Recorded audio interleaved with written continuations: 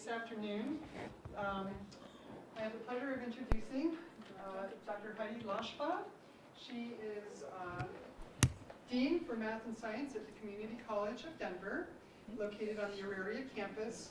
And prior to that, she was a colleague of mine at Ethnography and Evaluation Research, which is an independent research unit here at CU. And it's been a joy to have worked with her for several years. Her earlier work was at the Colorado School of Mines, where she taught in the first and second year engineering practices sequence, conducted NSF research into the experience of undergraduates, engineering undergraduates, and reported to the college's president in developing and implementing the Colorado School of Mines' first diversity plan. So please welcome Dr. Heidi Loshbaugh. Thank you. Thanks, Heidi. Thank you very much for staying this afternoon. It's nice to see all of you here. And whoops, let's see, I've just done something to my phone, of course. That's where I have my notes, so hold on for just a second. Essentially, what I am going to be doing today is talking about relationships, because fundamentally I think that education is the creation of relationships. Students to faculty, faculty amongst themselves, students to a body of knowledge, and finding ways to come to terms with how it is they will then carry themselves forward in the knowledge that they take away from higher education. So you may have guessed from the title of my talk that I'm a gardener because we are in STEM fields. I then played on that a little bit in terms of cultivating branches and brambles to support blossoms in STEM education.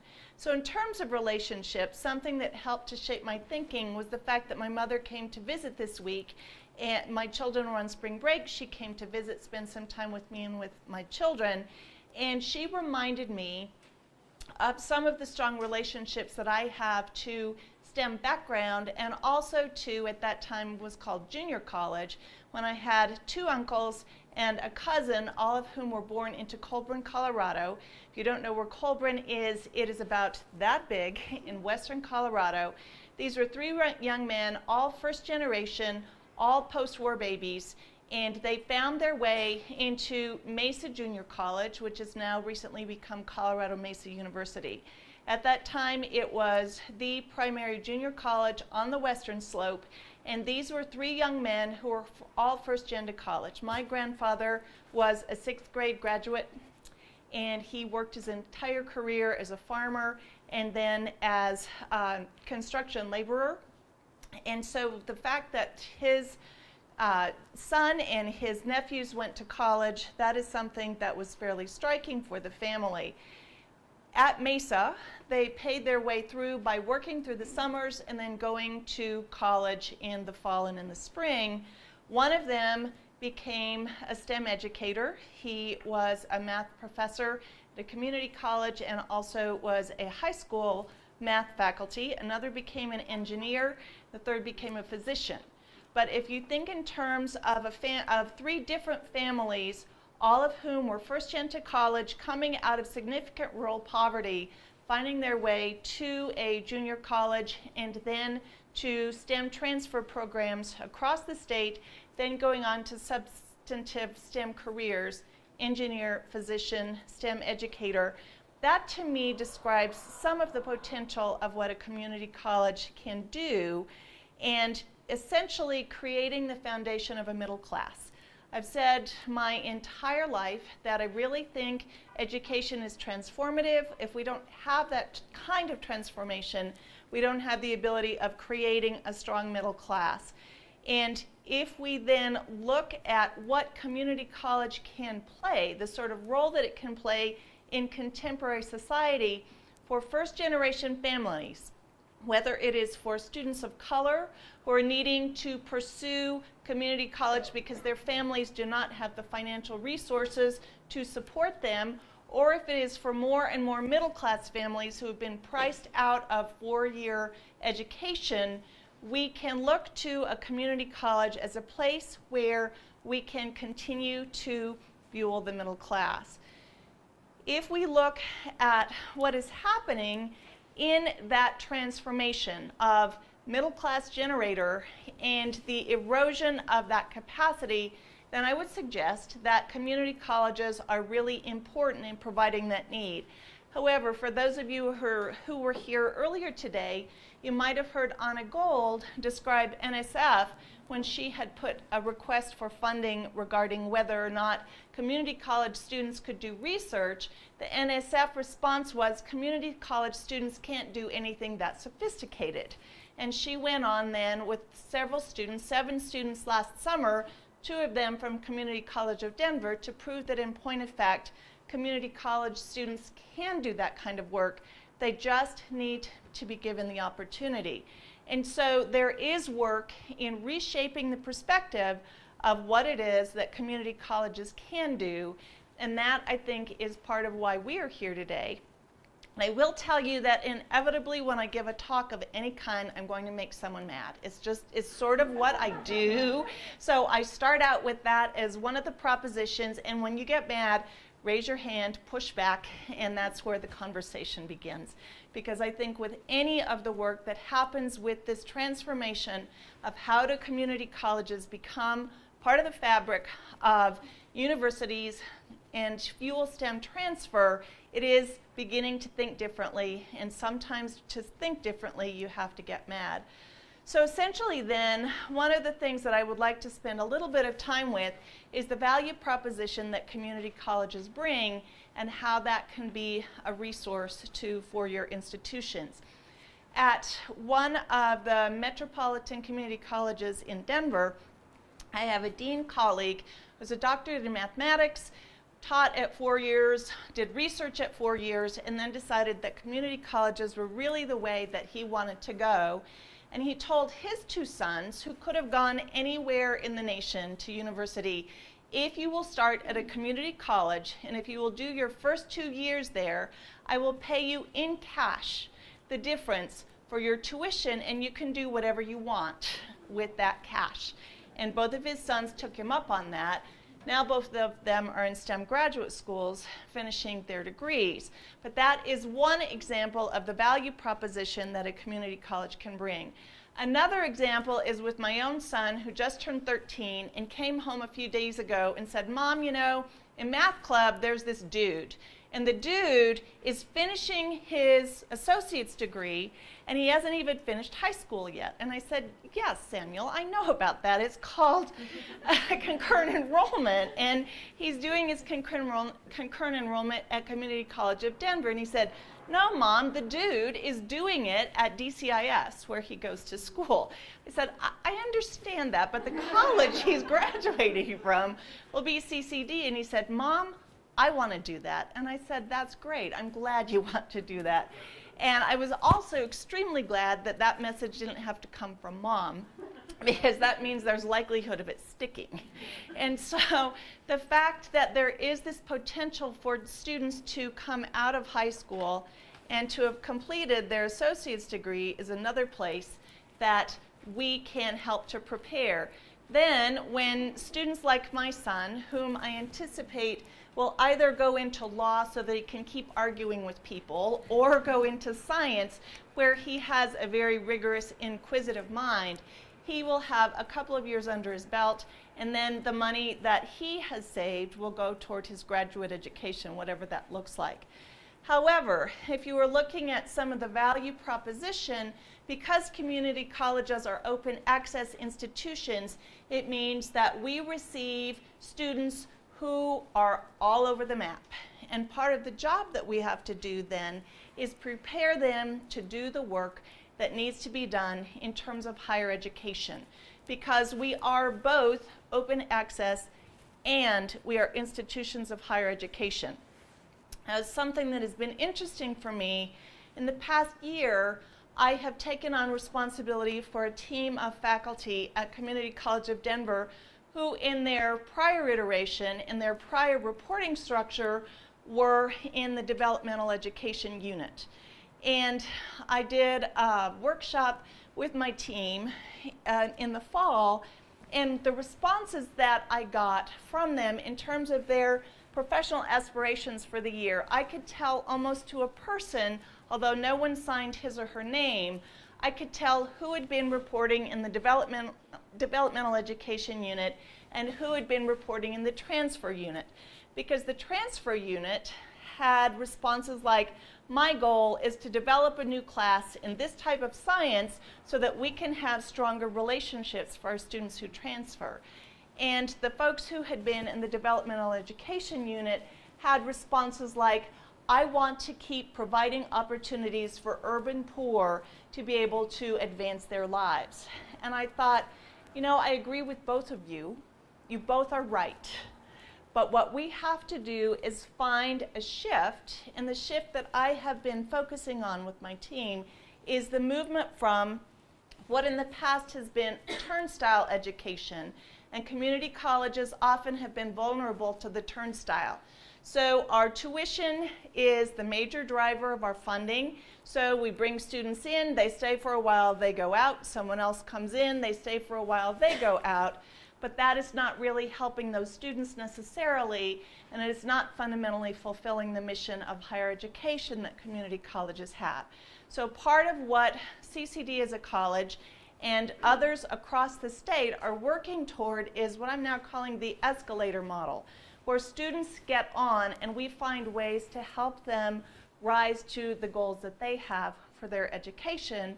And as a dean responsible for our transfer unit in STEM fields, much of that is built around STEM transfer. So one of the relationships we have that I feel is an excellent model is with Colorado School of Mines. It's something that I started while I was still there. On the mines side, it took root while I was working with Ann Berry and other colleagues here at CU. And then just before I started at Community College of Denver, the articulation agreement was signed, and it's something we've been able to move forward. What that looks like is this: standard issue articulation agreement. However, we have built in features that help to support both our four-year transfer partner and the community college. Something that you may or may not be aware of if you were not in a community college is the fact that community colleges have the deck stacked against them somewhat in terms of our success measures. The success measures include completion and transfer, particularly amongst first-generation students, first generation to college, first time, full time. Well, by and large, community college students are not full time. Many of our most successful students come in perhaps with a bachelor's degree. They are career switchers who want to take several higher level courses and then go on to graduate school or to a new profession. Those are people who fulfilled their goals and they have met the open access side of a community college, but with federal reporting measures, they do not fulfill success measures that community colleges need to keep the doors open. So we are needing to change some of that up. So with Colorado School of Mines, what we have done with this articulation agreement is to recognize that our students need to transfer often before they finish their associate's degree. And we want for them to be successful, so we support their transfer, but that means essentially we have lost a potential completer. So we now are working with several offices at Mines so that when one of those students gets close to completion, and we have about 7 this spring who will graduate, the Mines registrar then works with that student to set up the reverse articulation, which actually was set into Colorado state law in 2011. The reverse articulation then means that the student can also apply for graduation not only at Mines, but at CCD. And then CCD gets the completer that it needs to keep the doors open, and Colorado School of Mines gets a graduate coming from a transfer partner. So something that I am interested in, and it wouldn't be just for CCD, it would be for any of the community college partners, is what can we do to help create those sorts of relationships? Because if we do, then all of the parties, in particular Colorado students, benefit. And so it is that sort of process by which, if we look at what is needed in all parts of the equation, we are better able to fulfill what the state needs for generating a successful workforce and successful citizenry. So that really is what is meaningful to me and what drives me. And so if I think going back then to relationships, some of it is about how do we create connections amongst faculty, because faculty are those who have the highest likelihood of touching students' lives. That can be a little bit tricky. On the community college side, because we are teaching institutions and we are teaching focus, it means that we often have greater opportunity to interact directly.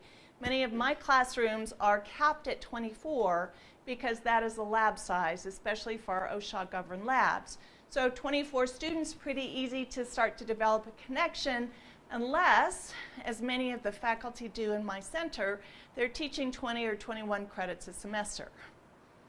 That's a heavy load. If you look over an academic year at 42 credits, as many of them do, it has the potential to erode those relationships. Or if you were looking at how to reach out to a four-year partner to create that sort of success relationship, it then means there is less time. If you're on the four-year side and you are trying to generate a lab, you've got grant funding, you have cycles coming up, you have graduate students, it can be tough to reach out to a community college and create that kind of relationship. I get it.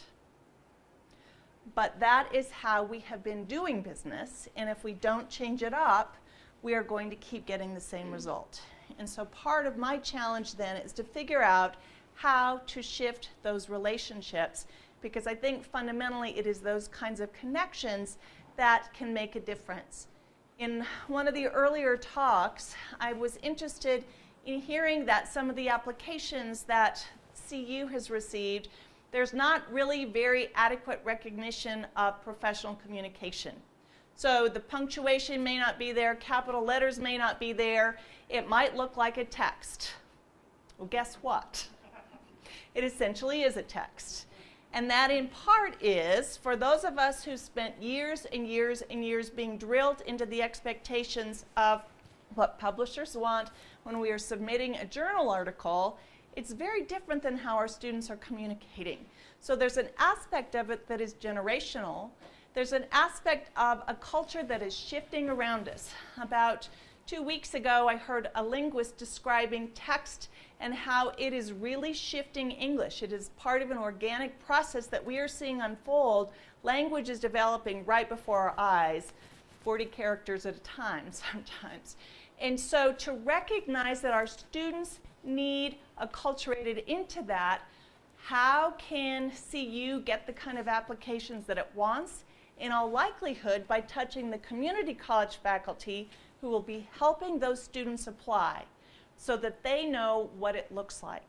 But also to recognize that some of what CU gets may not have exactly the sort of socialization that has come from parents who can help to proofread, or an older sibling who can help to proofread. So a couple of years ago, my son Samuel again gives me all kinds of great opportunities to tell stories at his expense. So he was applying for middle school, and in his application he wrote, "I hope you guys have a really good math program, because my friends and I love math, and we'd like to come to you, but if you don't have a good math program, we hope you guys will fix it." And so my husband is a writer, and my doctorate is in literature, and I have been a writer for most of my professional career. And so we spent a lot of time with him saying, we get that you want to communicate how important math is to you, but if you submit an essay talking about you guys, you probably will not get the kind of response that you want. Well, not all of the students at CCD get that kind of feedback at home, and so it then is part of our responsibility to help prepare them. It might also be part of an expectation that if students come to an REU, or if they are going to transfer, they may need a little bit on the back end. They may need some of that support. I just was sharing with someone in the room some feedback that a colleague of mine gave me. She was describing working with STEM students whose parents can be resistant to the fact that their child is spending so many hours studying outside the classroom. And she said she will often talk to the parents about, if your child finishes college with a STEM degree, this is the amount of money they will make per hour. Now, in all likelihood, this child will have a profession and will be paid by salary, which would be an annual amount.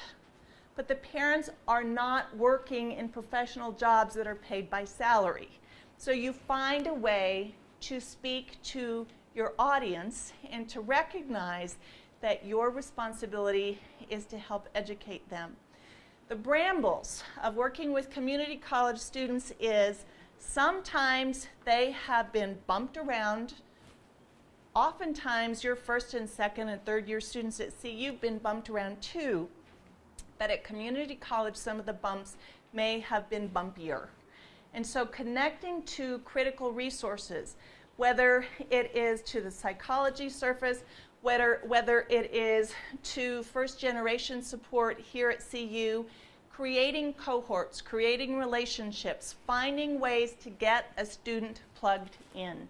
She may not know exactly what the culture is of the four-year college, even if she has the smarts to do the work. So you do not have to be the only one who helps to smooth out the path, but if you recognize that that path might be bumpy, and if you have those resources at hand so that you can make the call and make the connection, it is something that can make that connection much easier, make the cultural shift a lot easier. So think in terms of what that might look like, but I'd like to go back to Bobby, Keith, and Fred. I kid you not. Bobby, Keith, and Fred were the cousin and uncles who graduated into those STEM careers, and what could be more mid-century white male names than Bobby, Keith, and Fred. So the sort of success of that trio of first-generation students, they helped to support each other through rigorous preparation into rigorous careers, and they did that by a community. The shaping of a community, both in the community college and in the relationships that help them move, those students move into a four-year transfer partner, will help to do the same thing for all of our students and help to shape that STEM future that we all really urgently seek. So I have about 2 minutes, and I made anyone mad and they have a question or a pushback, this is a great time to hear that. Heidi, I do have a question. You just touched very briefly, but about loads and about the kind of, when we're talking about the credits that an instructor has for a semester. And I think it's important to know that there is a different way of looking at those credits, because it could be, if you're teaching 21 credits a semester, there is some issues with that. Mm-hmm. But if you're teaching 13 and the rest of those credits up to even in the 20s are more for those connections and those projects, I think that is very different. And I think with our system, we don't have a way to recognize it and in fact give credit and kind of give more support to create those relationships. I agree, and for what it's worth, that's something that CCD is really looking at now in terms of faculty load and what faculty service looks like, so that we can make sure the sort of support that many folks do on a daily basis actually is built into load and then is part of their faculty responsibility. And so yes, that is something that there is an equity, and I know that people who are teaching at CU and doing research and fulfilling their service have similar sorts of challenges, but figuring out how to build those connections and creation of those relationships for transfer success, I think is a really important disruptor. If we figure that out, it is going to be of great benefit. Well, thank you all very much. I appreciate your sticking it out this afternoon.